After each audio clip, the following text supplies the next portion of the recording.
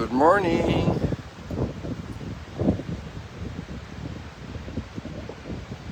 Yeah. No, I thought they were going to take off. Maybe they will. Wow, there we go.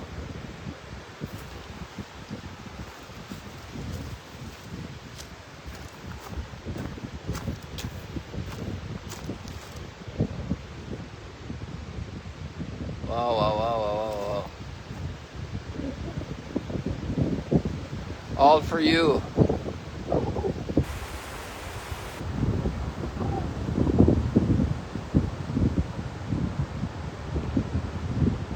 Birds on the wing.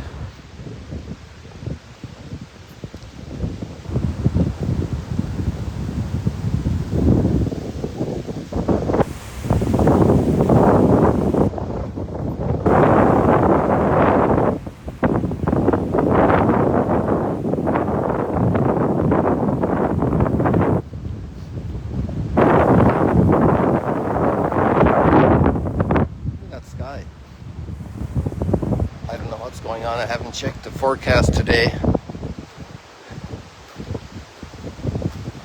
because we have this east wind, so that can't bring rain from the west.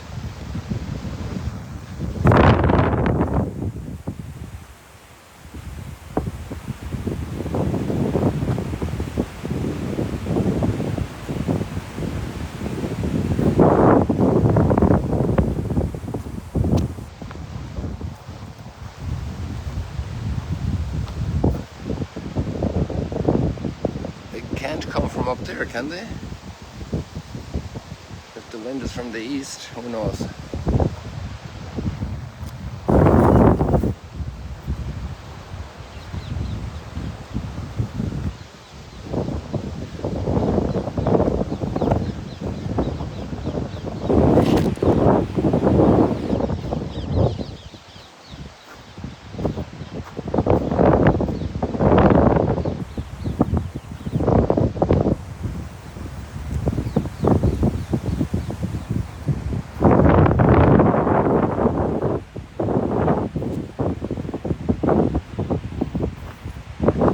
There's a very interesting guy in the book of Genesis,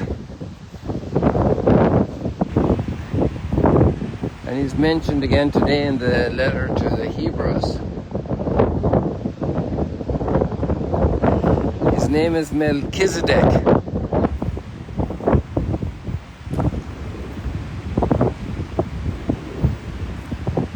We mentioned him the other day, but his very name is interesting, especially in our times. Melech means king in Hebrew, and Zedek means justice.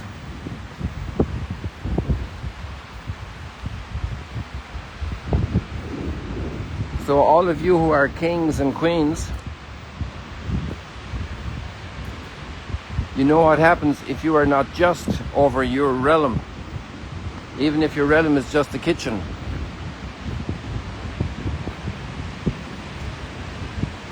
Or if you're a manager at a supermarket, or of a team of cleaning people, and who gets assigned to the dirty jobs, the harder jobs, who gets treated more harshly, who gets treated very nicely. If you're a teacher in a classroom and you're unfair to the children, to one of them, to two of them, or you're particularly special kind with another child, this creates a sense of injustice. The king who is just, the queen who is just,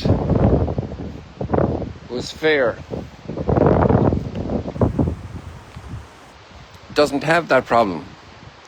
And it's not easy to be fair because there are different circumstances for different people. Some people do need a little different treatment.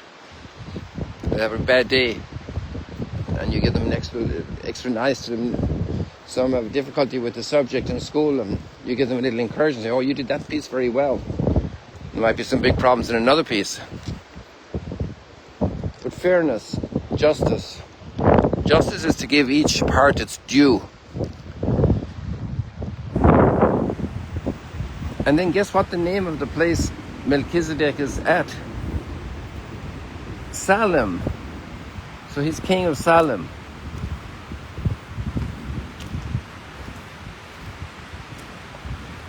And Salem means peace. So if you have a king who is just, you have peace. And if you have a king who is unjust, you have incredible upset among the people. And there is no social peace.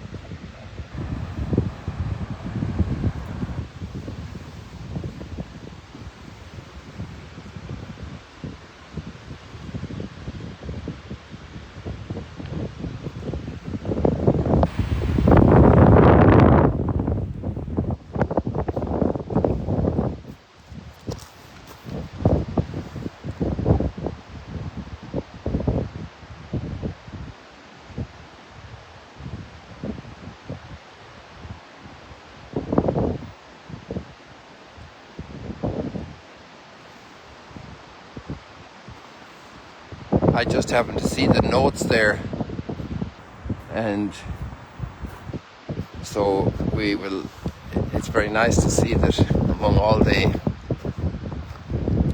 sunrise stroll and chat people, there's this bond, this concern for each other, this aware of each other's needs, this mutual support.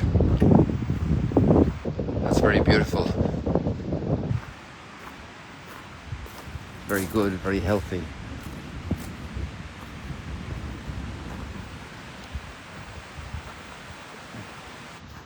It's also interesting that Melchizedek fulfills priestly function.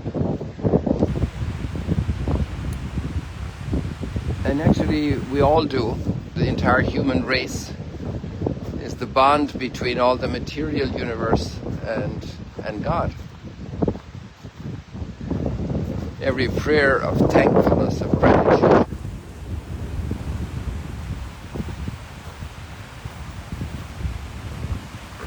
is uniting all of this created into the heart of God. It happens through us.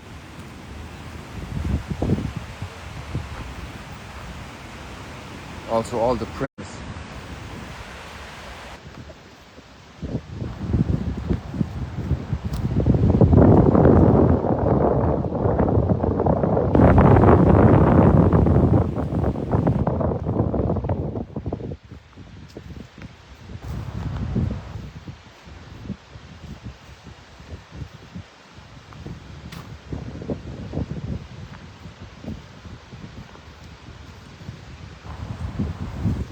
In the Jewish people, they were used to priests every priest was the son of a priest, the Levites, a priestly tribe that was specifically assigned to do that worship for the people.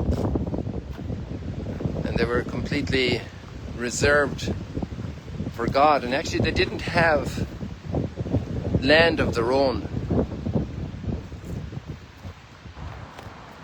And the reason for that was they belonged to God. God was their portion, which was an extraordinary principle, an extraordinary, beautiful thought. And at the end of the day, our only portion is God, because everything else falls away from our hands. What good is real estate when you're buried?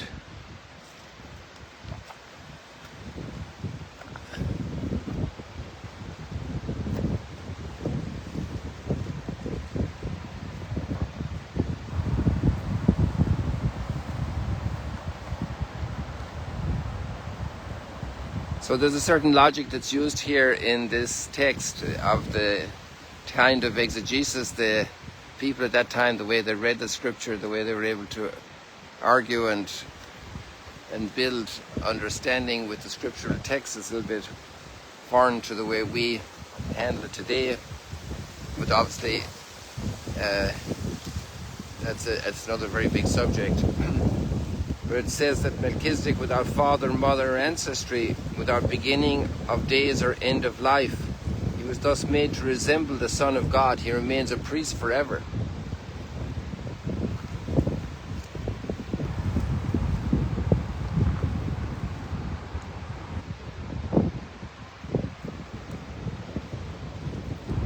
The Levitical priesthood was, you were a priest if your father was a priest, like John the Baptist was the son of Zechariah, who was a priest at the temple.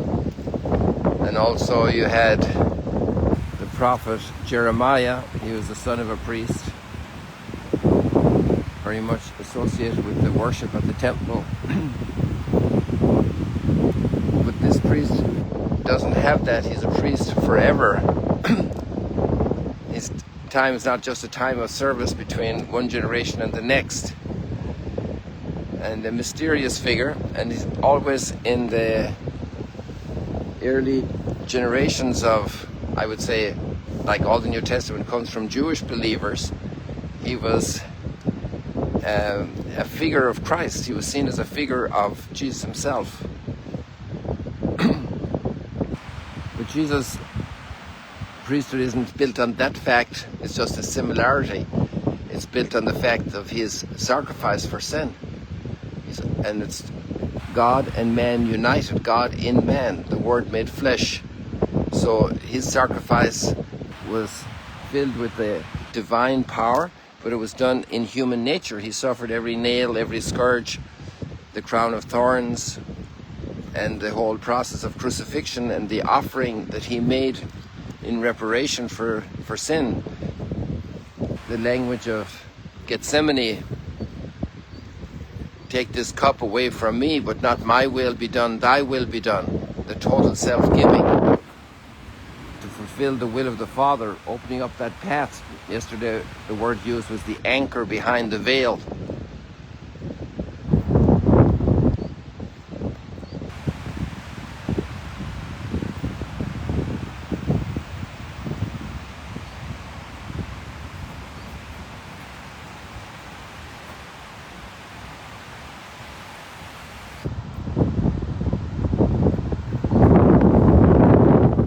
Psalm 110, because it has a line for our psalm today which says, you are a priest forever like Melchizedek of old. So that was an understanding that was even prayed in the Psalms. You are a priest forever like Melchizedek of old. And the letter to the Hebrews finds light in that understanding to figure out more about Jesus and his role, the definitive gift of his priesthood for us. The letter to the Hebrews, I think, is the most eloquent of all the New Testament about Jesus as priest.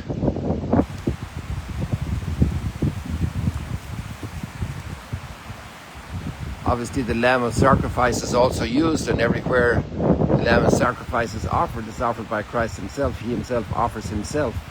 So nobody takes my life from me, I give it up for myself. It's also really a priestly text, a priestly doing, a priestly sacrifice.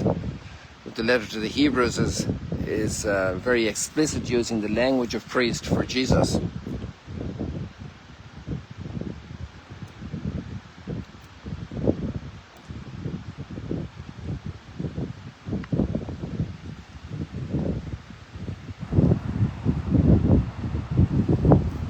And then just a thought about the guy over in Capernaum at the synagogue with the withered hand. I often wonder, what kind of a disease was that withered hand? Some type of paralysis, some type of inferior development, that his arm never developed properly.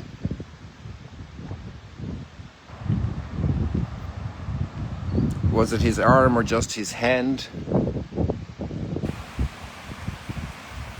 Maybe a very underdeveloped hand. Occasionally you'd see such a phenomenon. And then he's playing basketball with Michael Jordan.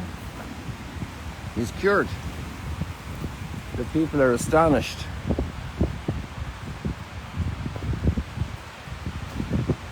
And the impact that had on the hearts of the disciples.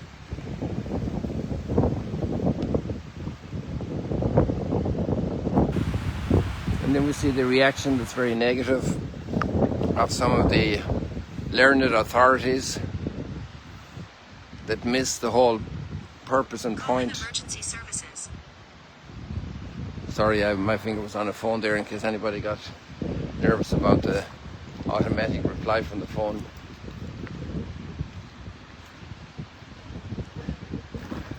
Good. So we leave it like that for today, people.